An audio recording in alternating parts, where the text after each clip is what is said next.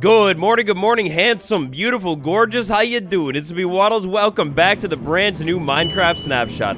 In today's Snapshot, you better bet we've got some bundle changes, we've got some redstone changes, and oh baby, 100% absolutely, we've got some more minecart changes as well. Alright, I'll admit it, that was a little bit less of a bang than I thought. Underwhelming. Anyways, delete the like button for me, smash subscribe for me, laddies, because besties, we've got a brand new Snapshot to dive into. Bundle, banner patterns. So last week's Snapshot, how could I do it to you? Banner patterns had a gigantic change that I didn't even notice. I was too excited with everything else, but take a look at these names. No longer is the banner pattern called a banner pattern, and then you have a different name. Instead, it has the name of it. For example, just your banner pattern, just like straight up from the start. It's clean.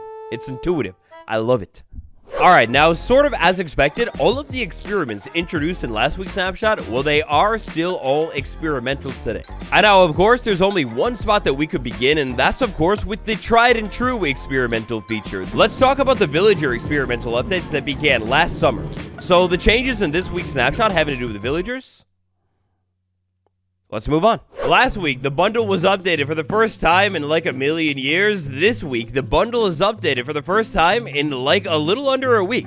Inside of this week's Snapshot, the bundle's view has been shifted. Or in other words that are maybe a little bit more intelligible, check out what happens once I add another thing to this bundle.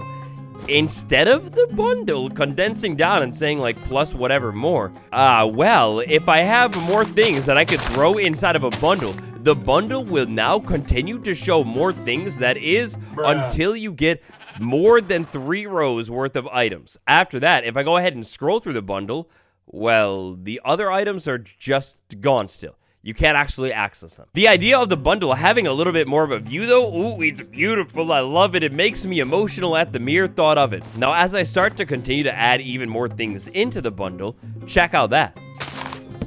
So, as I start to continue to add more items, now that I have those additional 3 rows things, the row will fill back up, but then after that, as I add another item, the rows kind of like bump and shift it down, if that makes sense. I still can't believe I completely missed this adorably perfect little preview thing right there, though, in the Snapshot video. Oh my god, how could I do it to you? I'm so sorry. It's wonderful.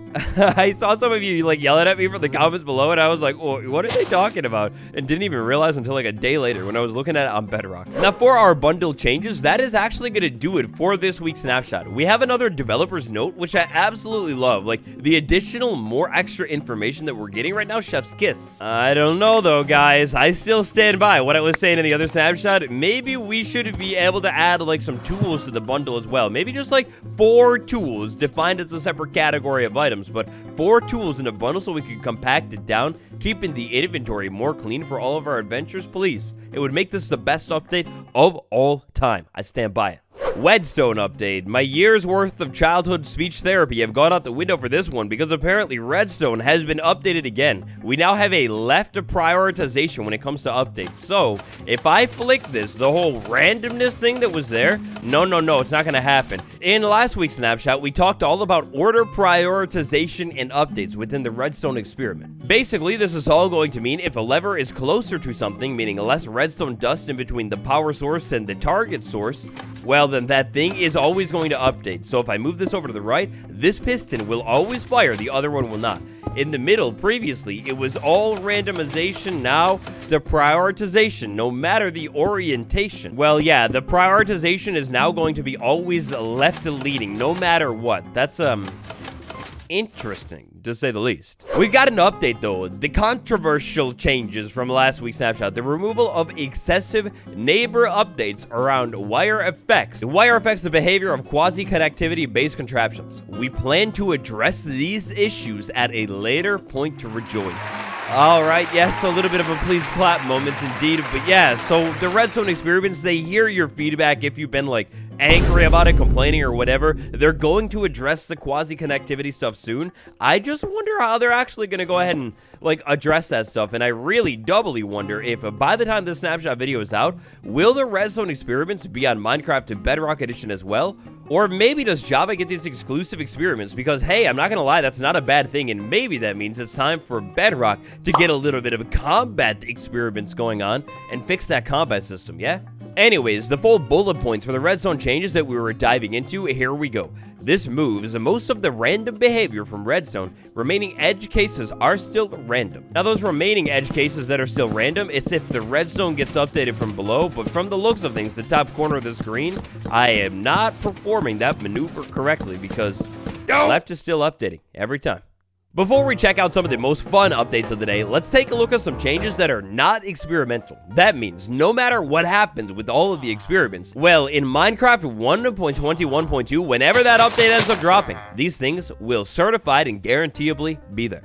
First things first, frame rate. Frame rate has been improved when using high render distances. So high render distance, I always use 32. And, I mean, I do have to say that ever since I've been in today's Snapshot world, like checking things out, it has felt insanely smooth. Oh, man, poor Optifine, what have they done to you? From all angles, they've massacred you, my boy.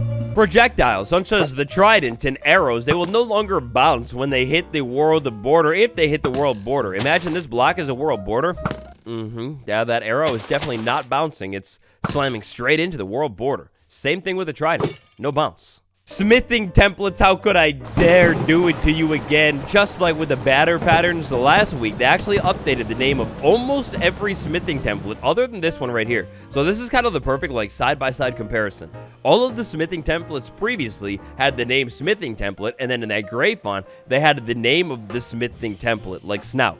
Now, things have been swapped around again for almost everyone other than a coast, or in other words, for 2 weeks now known as a smithing template. In the last week's snapshot, a lot of things got insanely broken. For example, enchanting tables, you could no longer enchant armor inside of the table, or certain tools as well, and rejoice, they've actually added enchanting back into Minecraft 1.21.2. Fans of creative Minecraft, more specifically, doing survival-related things in creative...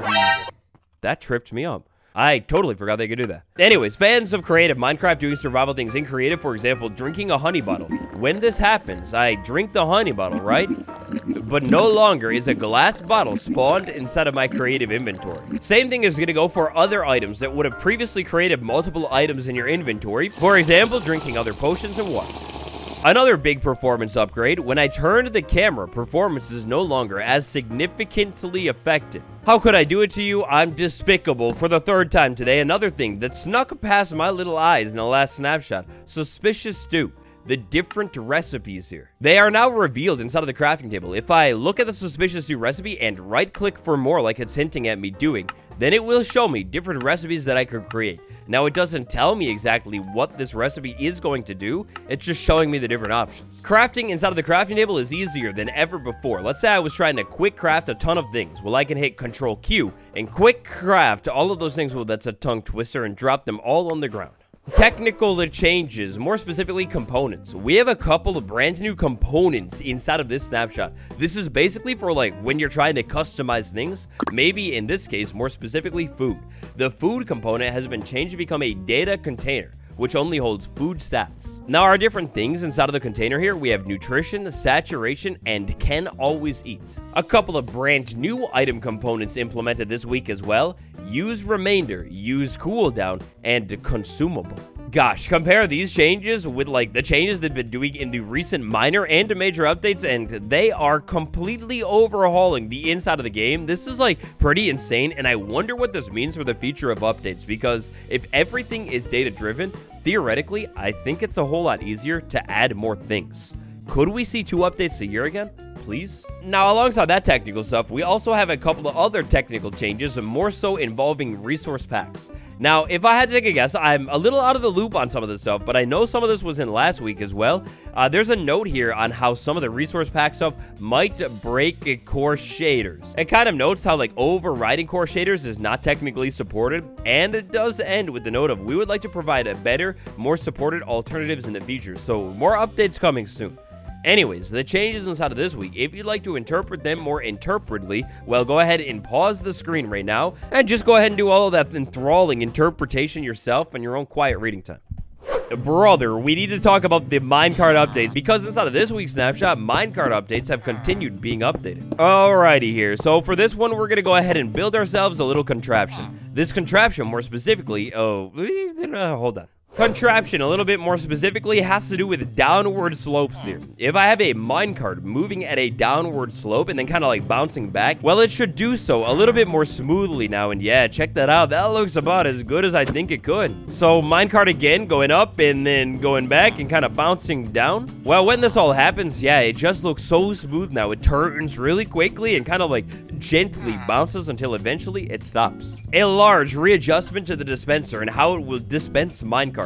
In the last week's snapshot, if you can remember, dispensers could no longer stack minecarts, meaning like if I repeatedly power this thing, it would no longer like repeatedly place them. It would spit them out if a cart was in front of it. And now, oh, the functionality is back. The situation where you would most likely want the ability for dispensers to stack minecarts would be in entity crammers and like advanced farms. Now, another interesting change that I didn't even think to try and test in last week's snapshot, but the rotation at which the minecart is placed when it is placed on a rail, well, it's now going to be a little bit more consistent here. And by consistent, I mean perfect. Every single time, check that out. It's to the side, now it's to the other side. Every time, it's flawless, it's beautiful, it's perfect. Now look quickly here, it happens fast, but a minecart will no longer phase through the slope when going down. So like, check that out, it turns and it doesn't like phase through anything. Again, it just looks like more smooth than it ever did before. Next up, when a minecart has a short fall, it will no longer tilt. I guess that fall is a little too tall. Let's see if this is better. A short fall?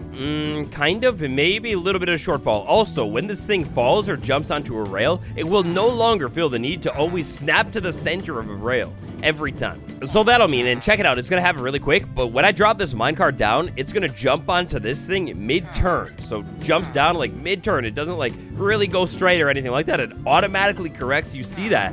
Oh, that's so smooth looking. That's beautiful. A couple of other changes from last week dripping over this week of the bee. The bee has much improved AI. First things first, they will stay closer to their home. Second things second, they will give up on finding a flower a little bit less often. Third things third, let's say I had a flower down there, and then like, you know, because it's fully closed off, the bee can't get to it. Well, previously, we talked about it earlier on in this video right here, but the bee, it would actually lock on and try and like pollinate it. The bees will do that a little bit less often now, which makes them more efficient. In a bee pathfinding, they are now less likely to get stuck on the corner of a block. Now, you know, it looks like sometimes, maybe occasionally, it can still definitely happen, but I mean, it's less likely to happen. They didn't say it would never happen, right? Bees are also going to wander for a little bit less time now after they exit their house when ready to pollinate a new flower. As we can see though, the bee IQ level, it is still not top of the line.